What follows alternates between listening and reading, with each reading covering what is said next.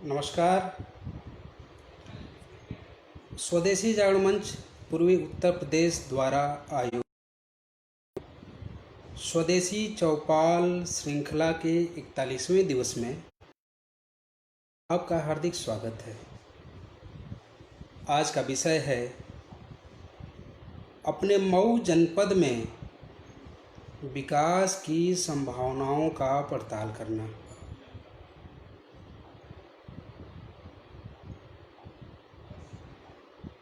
जिसमें आपके सुझाव सादर आमंत्रित हैं। जनपद के विकास की पड़ताल से पहले एक जो योजना चल रही है, जो डिजिटल हस्ताक्षर योजना चल रही है पूरे भारतवर्ष में,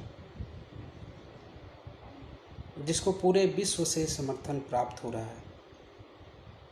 अपने मऊ जनपद के बारे में बता दें कि यह जो डिजिटल हस्ताक्षर अभियान चल रहा है, यह अभियान मऊ में 50,000 से अधिक हस्ताक्षर कराने का अभियान है, जिसमें पूरी की पूरी टीम लगी हुई है। और मैं पूरे विश्वास के साथ कह सकता हूँ कि हम इस लक्ष्य को प्राप्त करेंगे।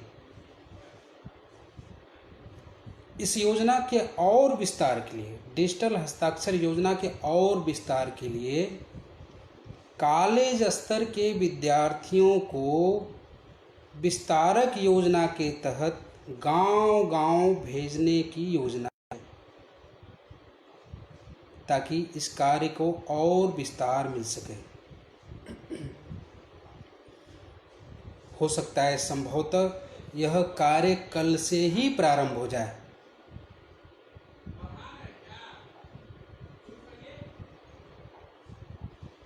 अब आपको ले चलते हैं अपने जनपद मऊ में विकास की संभावना की पड़ताल के लिए। आज़ादी के 70 साल बाद जनपद में विकास की संभावना कहाँ से पड़ी, हम बात वहीं से शुरू करते हैं। इस वैश्विक महामारी के संकट काल में जो पूरा विश्व परेशान है, भारत और भारतीय जितना कोरोना से परेशान हुए, लगभग उतना ही परेशानी जो अपना गांव, अपना क्षेत्र, अपना जिला, प्रदेश छोड़कर दूसरे प्रदेशों में जो पलायन कर गए थे, उनके घर वापसी में भी हुई। यदि जो लोकल स्तर पे, स्थानीय स्तर पे रोजगार सृजन की बात हो रही है, यह कार्य पहले हुआ होता तो उन्हें पलायन करने की आवश्यकता नहीं पड़ी होती। इसके कई कारण हैं, पलायन के भी कई कारण हैं। स्वदेशी जो होता है, इसका व्यापक अर्थ देखा जाए तो श्रम आधारित तैयार उत्पाद, जो सामूहिक योजना के तहत, जिसको गांधी जी भी कहते थे कुटीर योजना, कुटीर उद्योग। आज़ादी के बाद जो गांधी जी ने नेहरू जी को खत लिखा था, उसमें कहा था कि भारत का विकास गांव के विकास से ही संभव है, क्योंकि भारत की आत्मा गांव में बसती है। ये अलग बात है कि उन्होंने गांधी जी की इस बात को नहीं माना, लेकिन गांव का विकास सामूहिक समूह में लोग कार्य करें और उत्पाद तैयार करें, तभी गांव का विकास हो सकता है, और तभी मऊ का विकास हो सकता है, और तभी प्रदेश और देश का विकास हो सकता है। और जो प्रधानमंत्री जी ने कहा था कि हमें किसी भी चीज़ के लिए विदेश, बाहर का मुंह न देखना पड़े, तो यह इसी से संभव है कि स्थानीय स्तर पे लोग सामूहिक कार्य योजना के तहत काम करें, उद्योग लगाएं, कुटीर उद्योग लगाएं। अब जो लोग बाहर पलायन कर गए थे उसके एक और कारण है, मुख्य कारण है हमारे हिसाब से, कि उनको लगता है, युवा हैं, लगता है कि हम बहुत पढ़ लिख लिए, बड़ी बड़ी डिग्रियां ले ली, बीटेक कर लिया, एमटेक कर लिया, बीए बीएससी कर लिया, एमए कर लिया, अब मैं अपने गांव में, अपने जनपद में कैसे रोज़गार करूं, कैसे दुकान करूं, कैसे तरकारी बेचूं, कैसे और अन्य कार्य करूं, लोग क्या कहेंगे। इस चक्कर में भी लोग पलायन कर जाते हैं। यानी कि श्रम में भी शर्म, दो शब्द मैंने रखा, एक श्रम और दूसरा शर्म। श्रम में शर्म का कोई स्थान नहीं है। व्याकरण की दृष्टि से देखेंगे, जो हिंदी के विद्वान हैं देखेंगे कि श्रम और शर्म दोनों का संगठन है, जो अक्षर मिलकर बनते हैं, समान अक्षर हैं, बस एक अक्षर र है, उसका स्थान परिवर्तन मात्र है। लेकिन एक जो शब्द है, जो श्रम है, वह स्वदेशी में सहायक है, साधक है, और जो शर्म है वह स्वदेशी में बाधक है। जिन्होंने श्रम में शर्म किया वो पलायन कर गए। मैं ये नहीं कहता कि वो श्रम नहीं करते, जो बाहर चले जाते हैं वो श्रम नहीं करते, श्रम वो भी करते हैं, लेकिन जो श्रम बाहर जाकर करते हैं वो अपने क्षेत्र में, अपने गांव में, अपने शहर में वो नहीं कर पाते, शर्म के मारे। कि डॉक्टर राजेंद्र प्रसाद जी की भाषा में, पूर्व राष्ट्रपति, कि लोगवा का कही, इस लोगवा का कही के चक्कर में वो पलायन कर गए, और आज फिर वापसी हुई है, परेशानी भी हुई है, कोई बात नहीं। अब हम मिलकर काम करेंगे, एक योजना बनाएं, और अपने जनपद में अब क्या क्या संभावनाएं हैं इसकी हम बात करते हैं। विकास की क्या क्या संभावनाएं इसकी बात करते हैं। सर्वप्रथम आपको अपने जनपद की भौगोलिक स्थिति, भूगोल के बारे में कुछ जानकारी करा दें। जो मऊ जनपद के हैं उनको ये जानकारी है। हमारा मऊ जनपद, यहाँ की जलवायु, यहाँ की मिट्टी ऐसी है कि यहाँ अच्छी खेती के लिए उपयुक्त साधन है। अब जैसे मऊ में छोटी बड़ी 4 प्रकार की नदियाँ प्रवाहित होती हैं। यदि मऊ के उत्तर में देखा जाए तो सरयू नदी, मऊ के लगभग मध्य में देखा जाए तो तमसा नदी, जिसको टॉन्स भी कहा जाता है, और मऊ के दक्षिण में देखा जाए तो लगभग 2 प्रकार की नदी, एक लेड़ुई है और एक भैंसई है। मऊ में नहरें भी हैं, मऊ में नलकूप, सिंचाई के साधन है। तो यहाँ कृषि की अपार संभावनाएं हैं, और कृषि में यहाँ पर आज तो नहीं, लेकिन पहले गन्ने की खेती अच्छे ढंग से की जाती थी। अब गन्ने की खेती की जाती थी तो बंद कैसे हो गई, इसके कुछ कारण रहे होंगे। तो उसका एकमात्र कारण है उदारीकरण, ग्लोबलाइजेशन। उदारीकरण के कारण बाहर से चीनी हमारे यहाँ आने लगा। अब जैसे एक महाराष्ट्र का ही उदाहरण ले लें कि महाराष्ट्र में यूपी की अपेक्षा, उत्तर प्रदेश की अपेक्षा 3 गुना चीनी का उत्पादन होता है, और लागत कम है। उत्पादन अधिक है, लागत कम है। उत्तर प्रदेश में देखा जाए तो लागत अधिक है। अब जैसे महाराष्ट्र में लागत 100 रुपये यदि है तो उत्तर प्रदेश में 150 रुपये है। वहाँ 3 गुना चीनी का उत्पादन होता है और यहाँ पर 3 गुना कम होता है। परिणामतः वहाँ से सस्ती चीनी हमारे प्रदेश में आ जाती है। यहाँ के किसान लागत अधिक लगाकर गन्ना उपजाए और उसका मूल्य कम मिल रहा है, मूल्य कम भी मिलता है और ससमय भी नहीं मिलता।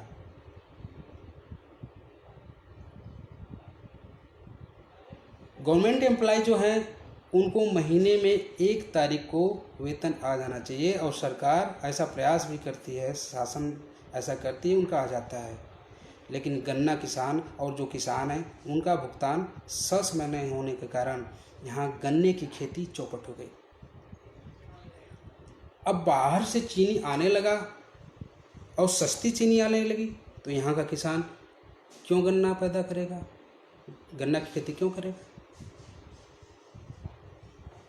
तो इसके लिए एक सुझाव है, एक सरकार से अपील है, उत्तर प्रदेश शासन से, कि लोकल स्तर पे यहाँ चीनी का उत्पादन हो। इसके लिए मिलों को चालू करें, मिलें चालू हो जाएं और मिलों को केवल चालू ही न करें बल्कि लंबे समय तक चलाए, ताकि यहाँ के किसानों को विश्वास हो जाए कि मिलें बंद नहीं होंगी और वो गन्ना की खेती आश्वस्त होकर, पूर्ण आश्वस्त होकर फिर से करने लगें। इससे कई फायदे हैं। किसानों का रोजगार बढ़ेगा, उनकी आय बढ़ेगी। इसके अलावा खेती में केले की खेती मऊ में अच्छी प्रकार से हो रही है। केले की खेती के लिए बलुई दोमट मिट्टी की आवश्यकता होती है। मऊ में 4 तरह की नदियों के किनारे यह मिट्टी लगभग उपलब्ध होती है। और जो युवा बाहर से आए हैं, जो पलायन कर गए थे, जो मऊ जनपद में आए हैं, उनके लिए एक सुझाव है कि केले की खेती करें। एक मैं आंकड़ा हूँ कि केले की खेती में 1 एकड़ खेत में यदि केले की खेती की जाए तो 2 लाख रुपए प्रॉफिट, मुनाफा, लाभ कहीं नहीं गया है। 1 एकड़ यानी 18 मंडा, हमारे यहाँ मंडा बोला जाता है। तो केले की खेती की अपार संभावनाएं हैं।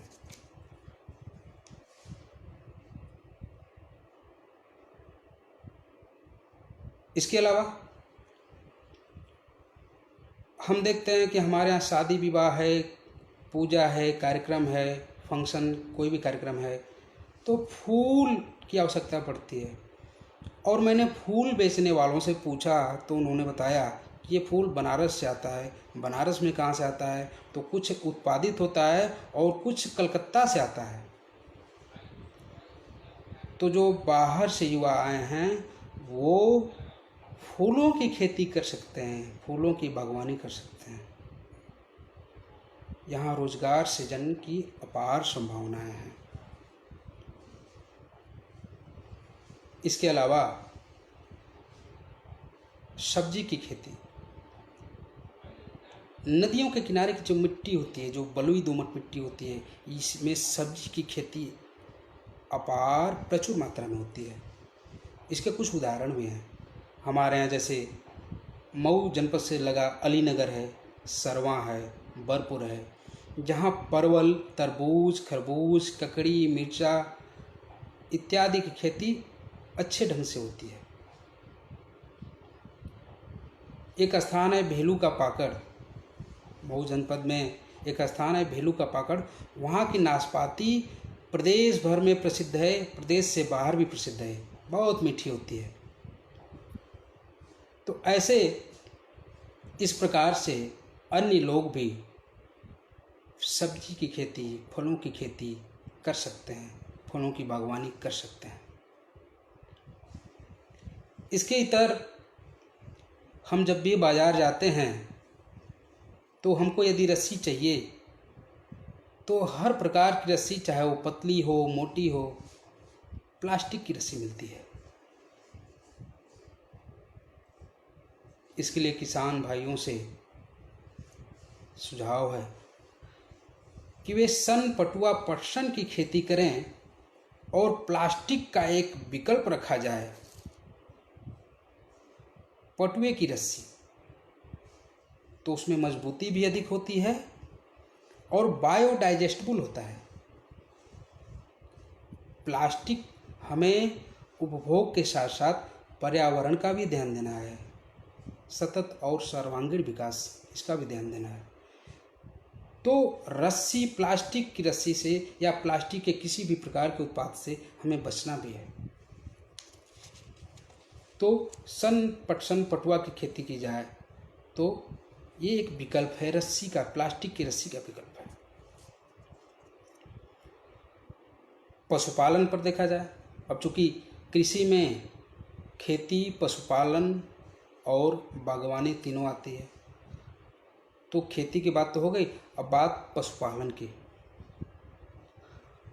पशुपालन में सरकार ने पूर्व में बड़ी बड़े डेयरी फार्म खोलने के लिए सब्सिडी दी, लोग खोले भी, लेकिन जो मंच चाहता है, जो गांधी जी चाहते थे कि गांव का विकास हो, इसके लिए सरकार को चाहिए कि गांव-गांव में जो लोग गोपालक हैं, जो लोग गोपालन करना चाहते हैं, उनके लिए 2 अच्छी नस्ल की गायों का प्रबंध करें, उन्हें प्रेरित करें। इसकी नितांत आवश्यकता है, क्योंकि एक आंकड़ा मैं रखता हूं आपके समक्ष, चिंतन करिएगा। दूध जो है पूरे भारत में 13 करोड़ लीटर दूध का उत्पादन होता है पूरे भारतवर्ष में, और खपत कितनी है? 65 करोड़ लीटर। इसको नकारात्मक रूप में देखा जाए तो हम नकली दूध पीते हैं, इस पर हल्ला बोल सकते हैं ये कहाँ से क्या है, लेकिन सकारात्मक पक्ष इसका देखा जाए तो यहाँ जो 13 करोड़ और 65 करोड़ के बीच जो गैप है, उस गैप को हम पशुपालन के माध्यम से भर सकते हैं। 2 पशु लोग पालें, दुधारू पशु पालें और दुग्ध का उत्पादन हो, और ये जो नकली, बीच में जो नकली दूध का सिलसिला है, ये समाप्त हो जाए। इससे 2 फायदा होगा, लोगों का स्वास्थ्य स्तर भी बढ़ेगा और रोजगार का सृजन भी होगा। हर घर में कम से कम 2 गाय, और जो लोग पालना चाहें, इसके लिए सरकार सब्सिडी देना है, चाहे जो भी करना है, सरकार इसको बढ़ावा दे। उद्योग की बात की जाए तो हमारे यहाँ आज तो नहीं, लेकिन पूर्व में उद्योग में वस्त्र उद्योग और विशेष रूप से मऊआली साड़ी, ये पूरे प्रदेश क्या भारतवर्ष में प्रसिद्ध था। जैसे बनारसी साड़ी वैसे मऊआली साड़ी। लेकिन आज की स्थिति ये है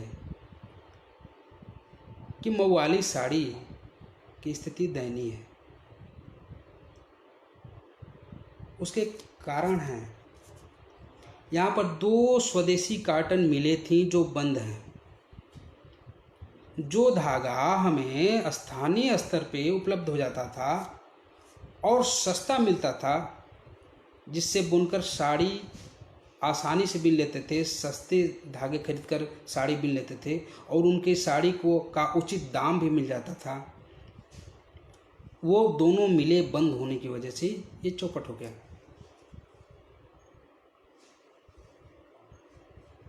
अब हुआ क्या? मऊ में जो मारवाड़ी समाज के लोग हैं, ये धागे के कारोबार के ऊपर इन लोगों का एकाधिकार है, और बुनकरों को धागा देते हैं महंगा।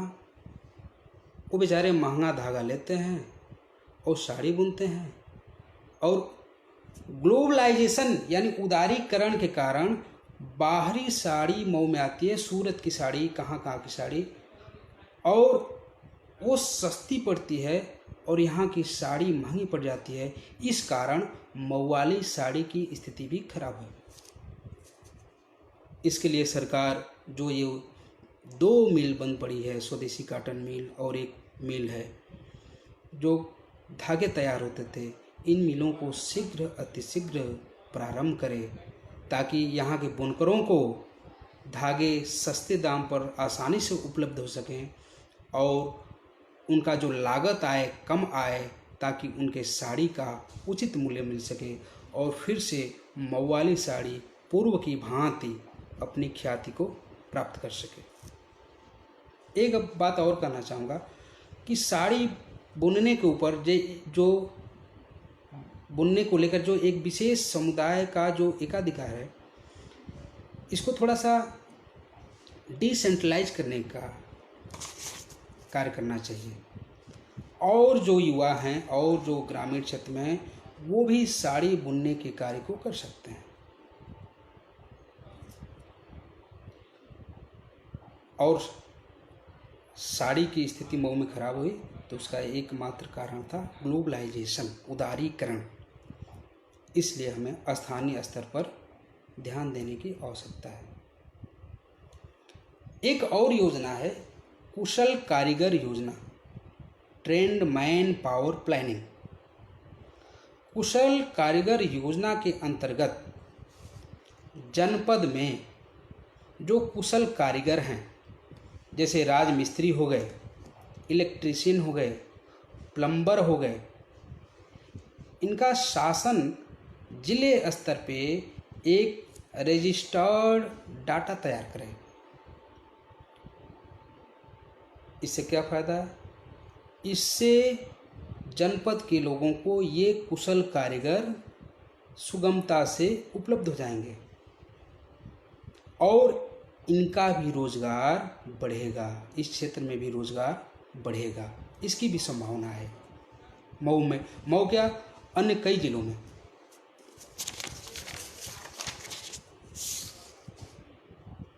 और एक अपील कि जो स्वदेशी जागरण मंच बहुत पहले से अपील करता चला आ रहा है कि हमें स्वदेशी का अर्थ ही होता है कि स्थानीय स्तर पर जो उत्पाद तैयार हो रहे हैं उसका हम उपभोग करें, प्रयोग करें, उपयोग करें। अब जैसे आटा हमें चाहिए तो आटा हम मार्केट से बोरी की आटा ले जाकर घर रखें और खाएं, पता चला उसमें फाइबर ही नहीं है, चोकर उसका अलग और उसका आटा अलग। सरसों का तेल हम शहर से खरीद कर, बाज़ार से खरीद कर, गाँव के हैं और बाज़ार से खरीद कर ले जाकर खा रहे हैं, इसका कोई अर्थ नहीं है। यदि हम गाँव से हैं तो हमारे गाँव में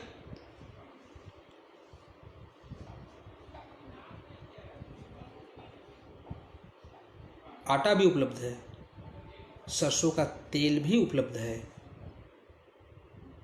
इसके अलावा सब्जी की भी खेती होती है, सब्जी भी उपलब्ध है, सब्जी की भी खेती की जा सकती है,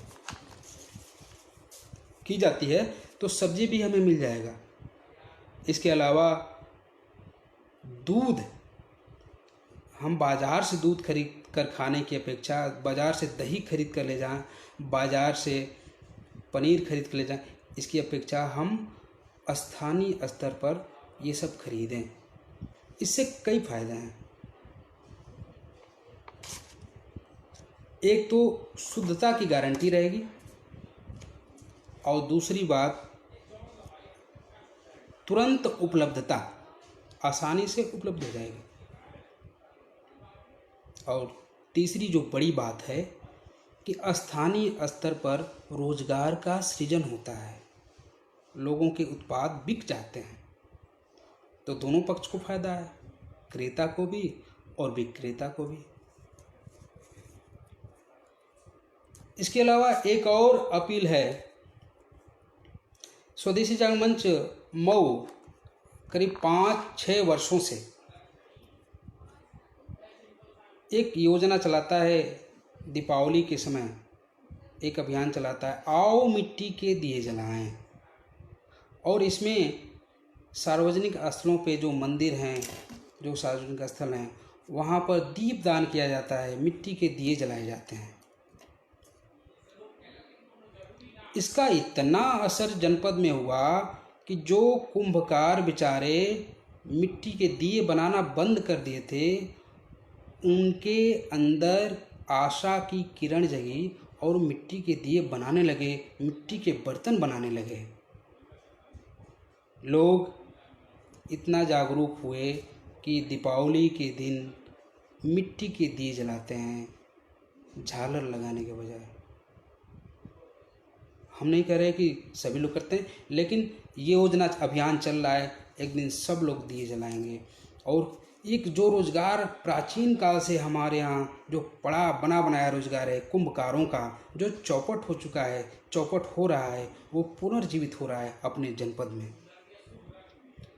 आप सभी जनपद वासियों और प्रदेशवासियों से अपील है, देशवासियों से अपील है कि आप भी शादी विवाह के कार्यक्रम में मिट्टी के बर्तनों का प्रयोग करें, पत्ते से बने पत्तल का प्रयोग करें, जो भोजन करने की थाली होती है। उसमें फ़ायदा क्या है? बायोडाइजेस्टेबल भी है और एक गरीब के घर 2 वक्त की रोटी का प्रबंध हो सकता है, उसका भी घर चल सकता है। पत्ते का पत्तल है तो उसको गोमाता खा जाएंगी, पशु भी खा जाते हैं, नहीं तो सड़ जाएगा।